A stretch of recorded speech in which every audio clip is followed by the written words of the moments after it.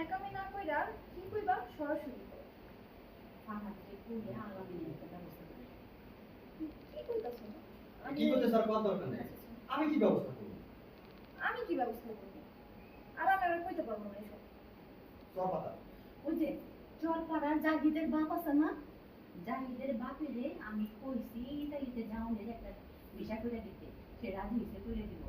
কিন্তু যাইতে গেলে তো অনেক টাকা পয়সা দরকার। কইছি ইতালিতে যাওনের পরে মাসে ৮০-৯০ হাজার টাকা বেতন পাবো। যাইতে গেলে বলে ১০ লাখ টাকা লাগবে। অনেক টাকা লাগবে। কত টাকা লাগবে? হ্যাঁ, যাইতে গেলে নাকি ১.৫ লাখ টাকা লাগবে। কিন্তু এত টাকা তো আমার কাছে নাই। না না, এত কত দরকার নেই। তুমি কইবা কত টাকা লাগবে? মেলা টাকা? কত টাকা লাগবে? কইছে আমার ১০ লাখ টাকা লাগবে। আমি মাত্র ২ লাখ টাকা জোগাড় করছি, বাকি আর ৮ লাখ টাকা আছে। কি কম? এত টাকা তোমাকে জমা দিতে রাজি হইব না? কি কও মা? এত টাকা তো তোমার জামাই দিতে রাজি হইব না। রাজি হবো না মানে? তুই কইলি রাজি হবো?